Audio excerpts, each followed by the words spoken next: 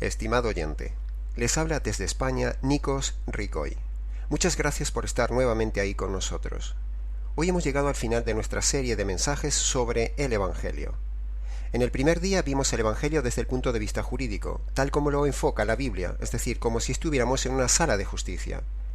El segundo día lo vimos desde el ángulo tipificado en los dos ladrones del Calvario, donde allí se muestra claramente el Evangelio falso, tipificado en el ladrón malo, y el Evangelio verdadero, tipificado en el ladrón bueno. En el tercer día vimos el Evangelio verdadero desde el ángulo expositivo teológico de Romanos capítulo 3. En el cuarto día lo vimos desde el ángulo comparativo en la diferencia que hay entre la crucifixión y la cruz. En el día de ayer vimos el Evangelio como el centro de toda la Biblia. Entonces, siguiendo este viaje imaginario que empezó por la definición del Evangelio, sigamos hoy subiendo la intensidad hacia el punto culminante del viaje, es decir, el centro del Evangelio. Digamos que Dios es el centro de todas las cosas del universo. La Biblia es el centro de la verdad de Dios. El Evangelio es el centro de toda la Biblia. Y hoy, en este último día, veremos cómo Jesús y su justicia es el centro del Evangelio. Y así, con este escalonamiento, hemos llegado al punto culminante: Jesús como el centro y el Señor del Evangelio. Por eso el título del mensaje de hoy es Jesús, mi justicia, el centro del Evangelio. En el día de hoy, en el ambiente cristiano evangélico, poco se habla del tema de la justicia de la cruz. En primer lugar, porque no se cree en ella. Por lo tanto, lo que no se cree no se puede hablar. Solo se habla de lo que se cree. Segunda de Corintios capítulo 4 versículo 13 dice: creí, por lo tanto hablé. Nosotros también creemos, por lo tanto también hablamos, dice Pablo en el versículo. En segundo lugar, no se habla de la justicia de la cruz porque muchos pastores no son convertidos. Uno puede ser pastor pero no estar convertido. Uno puede ser misionero pero no estar convertido. Uno puede estar en una iglesia y no ser convertido. Uno puede estar en el coro y no ser convertido. Uno puede estar en un ministerio pero no ser convertido. Y paradójicamente se puede ser líder de evangelismo y no estar convertido. Así que, sabiendo que esto es así, y de hecho lo es difícil que se hable de la justicia de la cruz. Sin embargo, la justicia es el tema doctrinal más importante del Evangelio y debería serlo en el evangelismo. Y a su vez, Jesús es el personaje indiscutiblemente central del Evangelio y del evangelismo. Así que tenemos ya el eslogan del tema de hoy. Jesús personal es mi justicia doctrinal. Jesús personal es mi justicia doctrinal. Su justicia doctrinal viene de Jesús personal. Suena como una estrofa de una canción, ¿verdad? De hecho, en estos días yo estaba en una fuente de agua y de repente vino a mi mente esta estrofa. Jesús personal es mi justicia doctrinal. Jesús, mi justicia. Es imperativo decir, antes de continuar, que sin justicia satisfecha no hay posibilidad de perdón ni evangelio verdadero, porque el perdón de Dios debe estar y está basado en justicia satisfecha e ira aplacada.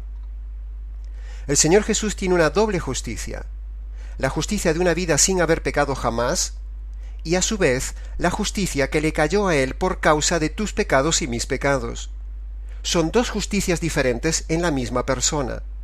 Por eso mi eslogan dice: Jesús, mi justicia. Mi justicia por haber vivido la vida de justicia que yo nunca pude vivir, y mi justicia porque paradójicamente recibió una justicia de castigo que era mía. Dos justicias, una hecha y otra recibida. Jesús, mi justicia. La justicia de Cristo es tan perfecta, tan plena, tan exacta, tan completa y tan totalmente satisfactoria ante Dios, que incluso la misma justicia divina exclama: pecador, ya tengo suficiente y no necesito más. Los atributos de Dios, tales como su justicia, su santidad y eternidad, coinciden exactamente con la obra de Cristo en la cruz. Cristo fue justo y recibió una justicia. Fue santo y fue tratado como maldito, y a la vez es eterno. Y esa justicia integral en Él, que es aplicada a nosotros los creyentes, recibida por medio de la fe, eso hace que ahora uno pueda contemplar la santidad, eternidad y justicia de Dios con todo regocijo y paz. cuando te has apropiado de la justicia de Cristo en la cruz, puedes mirar cara a cara a Dios sin ningún temor ni temblor. Preguntamos, ¿cómo son perdonados los pecados? La respuesta es, en base a la fe en la justicia de Cristo. ¿Cómo alzaré mis ojos a Dios? La respuesta es, a través del filtro protector de la justicia de Cristo. ¿Cómo puedo tener comunión con un Dios santo? La respuesta es, por medio de la justicia de Cristo. ¿Cómo puedo ser aceptado por Dios? La justicia es, en la justicia de Cristo. ¿Cómo puede ser perdonada una caída de imperfección del convertido? La respuesta es, siempre por causa de la justicia de Cristo. ¿Cómo moriré? La respuesta es, necesariamente escondido en la justicia de Cristo. ¿Y cómo me presentaré ante el tribunal de Dios? La respuesta es, envuelto en la justicia de Cristo. Si pensamos en nuestros pecados y en la ira de Dios, o si pensamos en nuestra culpabilidad respecto a la justicia de Dios, entonces nuestro corazón temerá, temblará y se hundirá en la desesperación. Pero, si pienso en Cristo, la persona central del Evangelio, y si permanezco y descanso mi alma en la justicia mediadora de Cristo, es decir, el tema central del Evangelio, entonces habrá paz. Jesús, mi justicia. Aún la mejor vida moral, del mejor de los hombres, está más cargada de pecados que el firmamento cargado de estrellas. La ley dice que aún la mejor de las obras del hombre no lo salva, y que aún el menor de sus pecados lo condena eternamente. Por lo tanto, ¿quién podrá mantenerse en pie en el juicio de Dios y no caer bajo el peso de la justa ira de Dios, ira que arde más profunda que el mismo infierno? Nadie puede, ni podrá mantenerse ante él sin justicia, porque Dios es un juez justo y terrible y demanda justicia. Horrenda cosa es caer en las manos del Dios vivo, dice Hebreos capítulo 10, versículo 31.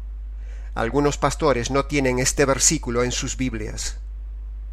Pero cuando el pecador fija su vista en la justicia de Cristo, que le cayó en la cruz, y se apropia de ella por la fe, puede ver que esa justicia es perfecta y exacta, tan perfecta y tan exacta como la misma justicia de la ley, porque Cristo es nuestra ley, y a su vez cumplió toda la ley. O sea, cumplió toda la ley, es decir, vivió una vida de justicia, y encima le cae una justicia que no merece. Increíble. Esa es la doble justicia que tiene Jesús de Nazaret. Jesús personal es mi justicia doctrinal. Cada verdadero creyente que se ha convertido por medio del Evangelio verdadero se encuentra en un estado tan excelente que las puertas del infierno nunca prevalecerán contra el alma de aquel que ha puesto su confianza en la justicia de Cristo y que se ha vestido con la justicia del amado. Jesús personal es mi justicia doctrinal. Esa justicia que tenemos por medio del Señor Jesús es aún una justicia más plena, más excelente y más trascendente que la de todos los ángeles buenos juntos. Aunque la justicia de los ángeles buenos sea un tipo perfecto y completo, no es más que una justicia limitada y una justicia de simples criaturas.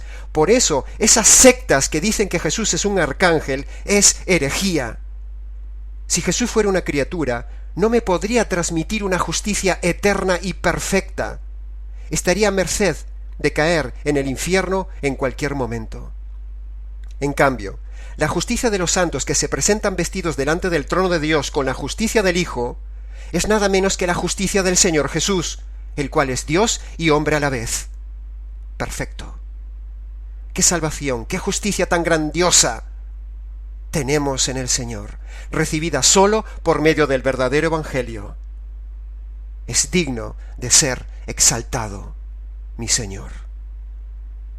Si el mundano se regocija en las cosas materiales, si el religioso se regocija en sus emociones, si el rico en sus riquezas, el ambicioso en los honores y el perverso en sus maldades, ¿no se regocijará el cristiano en Cristo Jesús personal y en ese manto de justicia doctrinal con el cual el Señor lo ha cubierto? Yo sí, estimado oyente, yo me regocijo grandemente en el Señor. Por eso tiene sentido para mí este mensaje. ¿Quién, al contemplar la justicia de Cristo que le es imputada por medio de este Evangelio, puede no llenarse de un gozo espiritual exuberante en su Señor Salvador? ¿Quién? Entonces, el hombre religioso procedente de otro evangelio me preguntará: pero Nikos, ¿de qué estás hablando? Nikos, a mí háblame de emociones, háblame de milagros, háblame de canciones emotivas, de conciertos, de bendiciones, de repeticiones, pero no me hables de un lenguaje extraño de justicia. ¿Jesús mi justicia? No. Jesús mi milagro, Jesús mi bendición, Jesús mi prosperidad. La Biblia dice que el Evangelio es locura para los que se pierden, y la Biblia dice también en Romanos capítulo 1, versículo 17, que en el Evangelio Dios revela la justicia. Por lo tanto, el hombre religioso moderno de hoy no entiende el Evangelio espiritual de la justicia, sino que solo se deleita y busca a Dios por lo material en otros evangelios. Este lenguaje nuestro que hemos utilizado en toda esta serie en estos días es como extraño para el hombre religioso del ambiente evangélico del día de hoy, que solo busca bendiciones. Nuestra justicia es trapo de inmundicia, dice Isaías, el cual también él se veía a sí mismo de esa manera, inmundo. Y eso que estamos hablando de un profeta. ¡Ay de mí, que soy muerto! Porque soy hombre inmundo, de labios inmundos, habitando en medio de un pueblo inmundo, y mis ojos han visto a Yahvé, Dios santo. Pero un tizón del altar de la propiciación del templo manchado en sangre quitó su culpa y limpió su pecado, dice Isaías capítulo 6. Y en Isaías capítulo 53 dice el profeta: mi siervo, el justo, por su justicia, justificará, es decir, declarará justos a muchos. La justicia del Señor Jesús recibida por fe nos dará audacia ante el tribunal de Dios. La santidad de la naturaleza de Dios, la justicia de su gobierno, la severidad de su ley y el terror de su ira, todo esto requiere del pecador que tenga una justicia completa y perfecta, porque si no, sin justicia, el pecador no tiene escapatoria. ¿Tienes justicia, estimado oyente? ¿Estás confiando en tu justicia o estás confiando en la justicia del Señor Jesús? El pecador necesita una justicia que él no tiene. Jesús, mi justicia. Jesús personal es mi justicia doctrinal. En esta justicia vive día a día agarrado el creyente. En esta justicia el creyente muere, y en esta justicia el creyente se levantará, y en esta justicia aparecerá ante el tribunal de Cristo para admiración profunda de todos los ángeles fieles, para terror y horror de los ángeles rebeldes, y el gozo de todo el universo. En aquel entonces los creyentes clamaremos y cantaremos: Jesús, mi justicia. En gran manera me gozaré, y mi alma se alegrará en mi Dios, porque me vistió con vestiduras de salvación y me rodeó con el manto de justicia. Dice Isaías capítulo 61, verso 10. A ver, un momento. Hagamos una pregunta. Tanto hablar de justicia en este mensaje, pero ¿por qué tenía que hacerse justicia? ¿Por qué le cayó la ira de Dios a Jesús para hacerse justicia? ¿Por qué tanto repetir lo de la justicia? A continuación, estimado oyente, está la razón y la respuesta de la justicia caída sobre mi Señor Jesús. Escucha con reflexión la causa del derramamiento de la justicia sobre el Señor Jesús. Malos pensamientos, mentiras, actitudes de violencia, envidia, robos, venganza, rebeldía, el actuar con deshonestidad, las disputas, la avaricia, la codicia, la arrogancia, la amargura, la desobediencia, la pereza, las peleas, los pleitos, los insultos, la traición, las quejas, la murmuración, la terquedad, la ira, la negligencia, la malicia, la impaciencia, las maldiciones, las burlas, las palabras sucias, la autocompasión, la manipulación de los demás, el maltrato, la borrachera, los celos, el desprecio, el enojo, la desconfianza, el rencor, las imprudencias, la hechicería, la ambición, el maltrato, la terquedad, el mal testimonio, la blasfemia, la idolatría, el adulterio, el divorcio, la infidelidad, el orgullo, la estafa, el hacer diferencias de personas, la herejía, la ingratitud, la indiferencia, las orgías, la fornicación, la inmoralidad, la lujuria, la homosexualidad, el lesbianismo, la sensualidad, el no hacer el bien, el griterío, la religiosidad, los juramentos y las promesas no cumplidas, la insensibilidad, el racismo, las deudas innecesarias, las adivinaciones, la calumnia, la superstición, la insolencia, los afanes, el odio, las injusticias, el meterse en las cosas ocultas, la cobardía, la soberbia, la truhanería, la dureza de corazón, los vicios, las enemistades, la falta de respeto, la hipocresía, la mundanalidad, los chismes, el perjurio, el desorden, el hacer las cosas por interés, el engaño, la falta de perdón, la deshonra, el intento de suicidio, el homicidio o el intentarlo, la glotonería, la incredulidad, el despilfarro, el aborto, la extorsión, la vanidad, la ansiedad, el egoísmo, el pesimismo, la depresión, el ser parcial, el ir contra la conciencia de uno o de otro, el no amar, el no ayudar, el estropear el cuerpo por fumar, drogarse, beber o tatuarse, la insensatez, el temor, el no amar a Dios sobre todas las cosas y el no hacer la voluntad de Dios. En fin, y cosas semejantes a estas. Los que practican estas cosas no heredarán el reino de Dios y merecen justicia. Más de 100 pecados concretos que por hacerlos, creerlos, pensarlos o desearlos nos condenan ante Dios porque proceden de una naturaleza degenerada y perversa, rebelde y corrupta, descarriada y degradada, malvada y maldita, depravada y abominable, vil y sucia, entenebrecida y contaminada, condenada e inmunda. Por un solo pecado Dios hizo justicia y expulsó al diablo del cielo. Por un solo pecado Dios hizo justicia y expulsó a Adán y Eva del paraíso. ¿Cuántos pecados has cometido en tu vida que merecen justicia, estimado oyente? ¿Y por qué entonces Dios aún no te expulsó de esta tierra? Todos estos pecados demandan justicia, castigo, condenación. Jesús llevó ese castigo para que se hiciera justicia de mis injusticias, de tus injusticias. Pero, cuando te apropias de esa justicia caída en la cruz, por medio de la fe, y clamas, Jesús, mi justicia, entonces la justicia eterna ya no caerá sobre ti. Supongamos por un momento que vemos a un pecador en el banquillo del tribunal de Dios. Allí se abren los libros, los testigos están listos y el juez del universo, en su estrado, dice al pecador: «Pecador, levántate. Estás compareciendo ante mí, acusado por miles de pecados de acción y de omisión cometidos diariamente.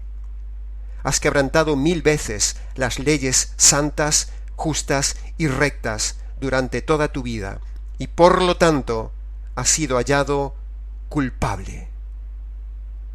¿Tienes algo que decir a tu favor?». Como en todo tribunal, el juez concede la palabra al culpable. Entonces el pecador se levanta, abre su boca y dice: «Señor juez, escuche mi defensa.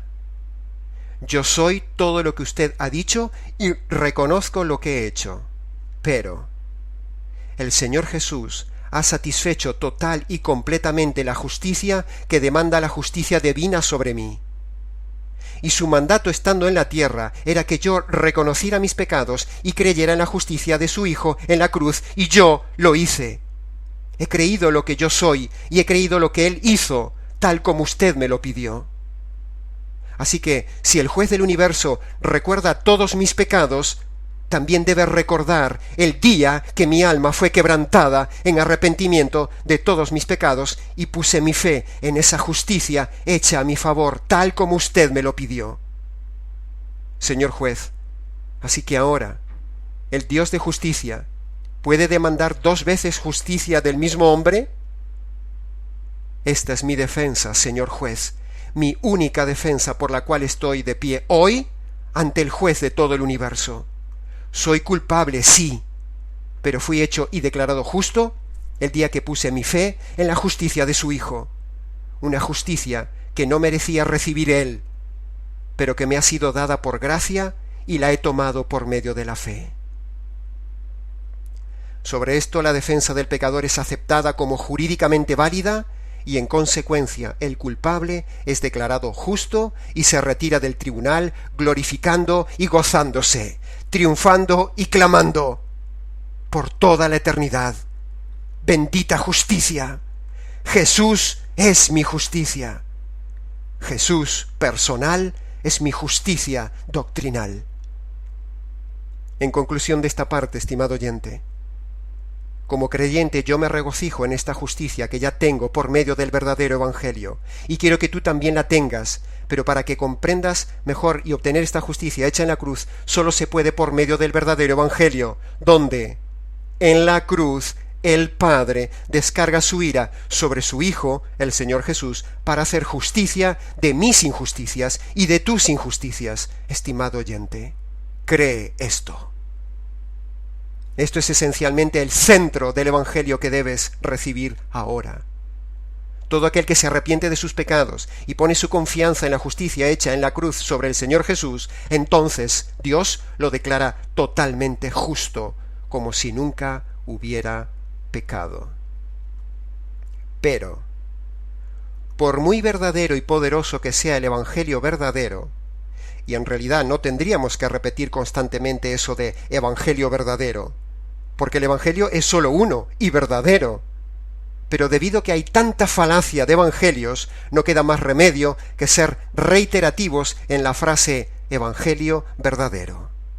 En fin, retomemos la idea. Decíamos que por muy verdadero y poderoso que sea el verdadero Evangelio de la justicia de Jesús, no deja de ser simplemente una doctrina. Por lo tanto, no debemos centrarnos solamente en la doctrina verdadera, sino en el autor personal de esa doctrina verdadera, y así daremos un paso más allá para ser realmente cristocéntricos o jesúscéntricos y no solamente evangeliocéntricos. De nada sirve defender la verdad fría, académica, doctrinal y perfecta del Evangelio verdadero si no le damos la preeminencia al autor personal del Evangelio, el Señor Jesús. Y esa es la segunda parte del mensaje que pretendemos hacer en el día de hoy, al cerrar esta serie sobre el Evangelio. Centrados en la justicia del Señor, pero también centrados en el Señor de la justicia. Centrados en la justicia del Señor, pero también centrados en el Señor de la justicia. Es cierto que hay evangelios materialcéntricos, evangelios emocionalcéntricos, evangelios medio bíblicos, o incluso está el evangelio doctrinalcéntrico, o sea, el evangelio correcto. Pero aún necesitamos dar un paso más allá. Necesitamos ser expositivamente cristocéntricos, es decir, exaltar a la persona central de este verdadero evangelio de la justicia de la cruz, el Señor Jesús, y no solo exaltar la doctrina correcta de este evangelio. Esto es en lo que también yo hoy quiero hacer énfasis en este día, al final de esta serie. Yo siempre me esfuerzo en centrarme en la doctrina correcta de la justicia de la cruz cuando comparto el Evangelio.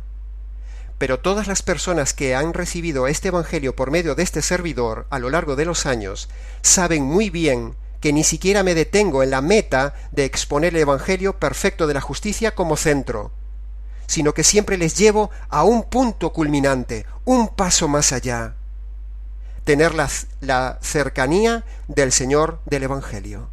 haciéndolo por medio de una relación cercana con Él una vez que se han convertido.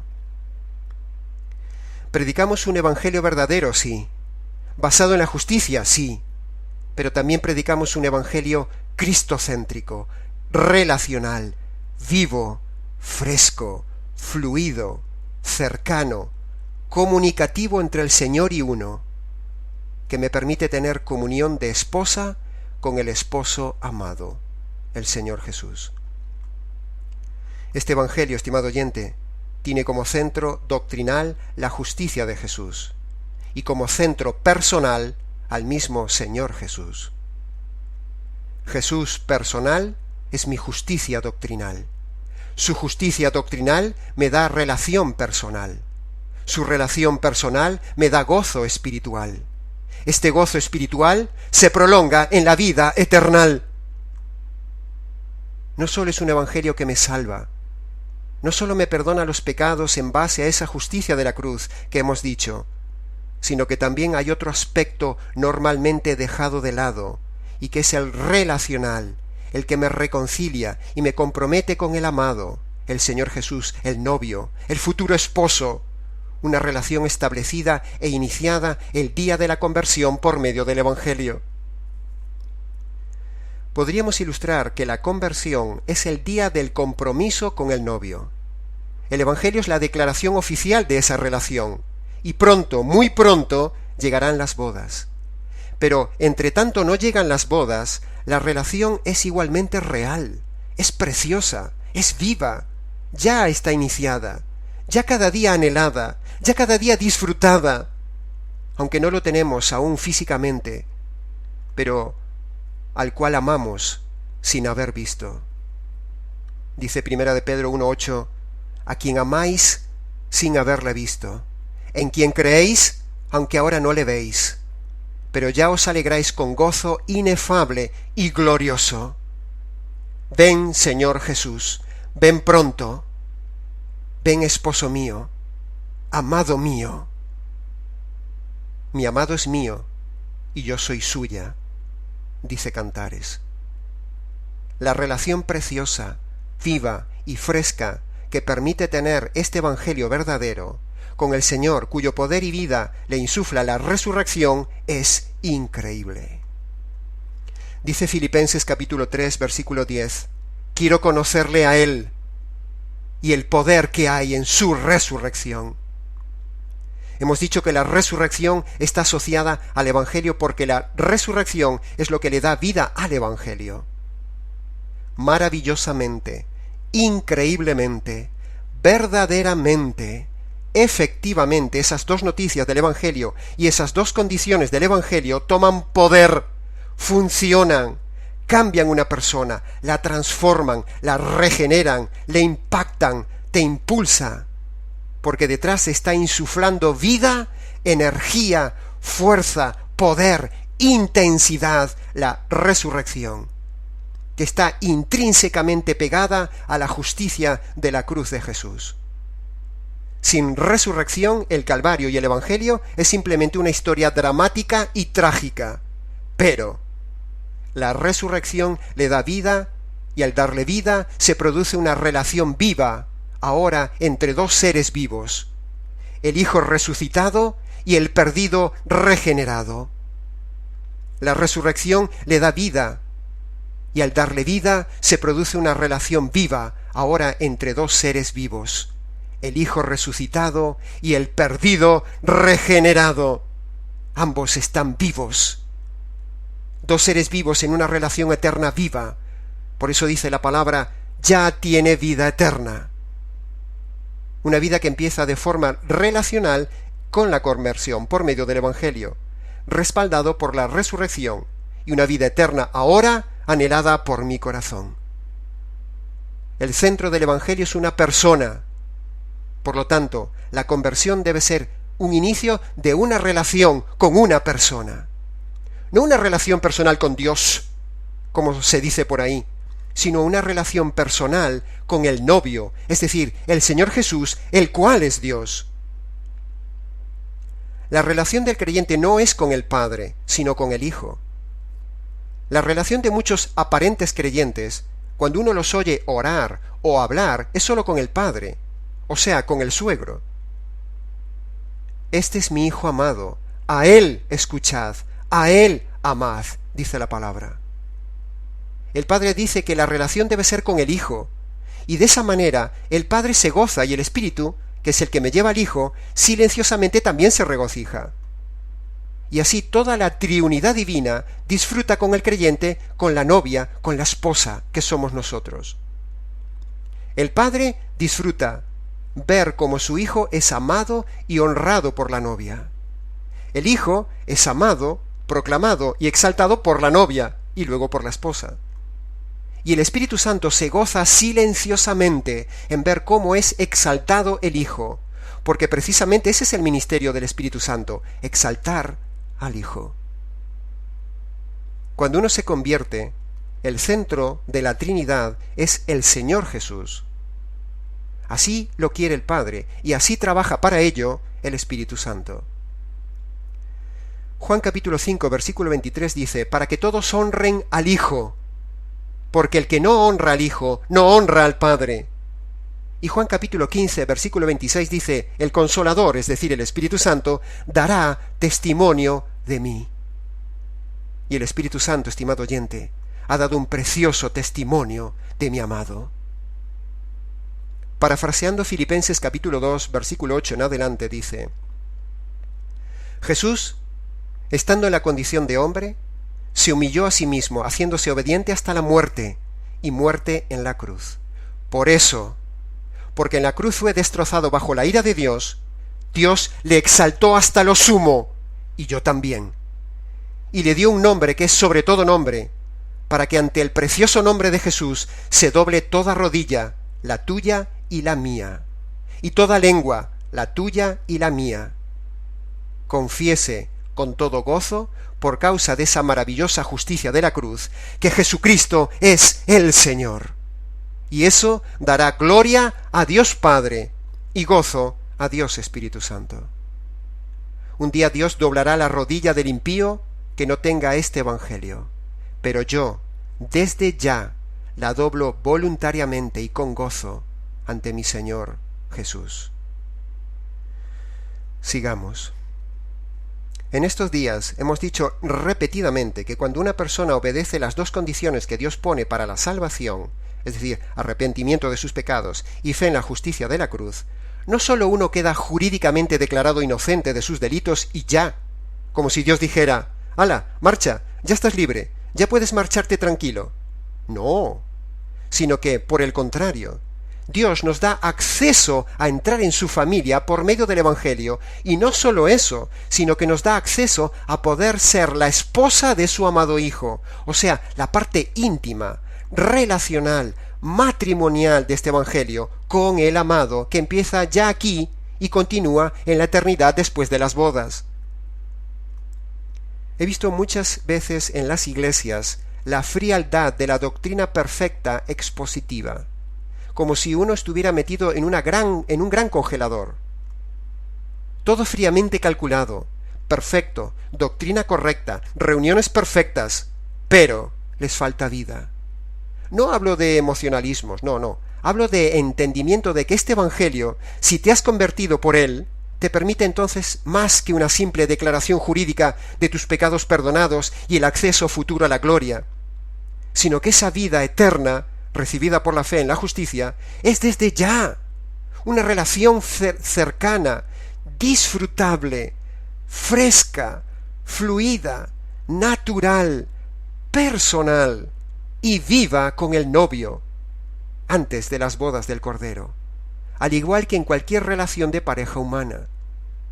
Es como una relación momentáneamente separada entre novios, pero que entre ella y él hay armonía, hay el mismo sentir, el mismo amor, la misma complicidad, la misma vibración, la misma reciprocidad, el mismo pensamiento, el mismo anhelo de querer estar juntos, la misma comunión, el mismo intercambio fresco diario, y lo único que falta es el encuentro.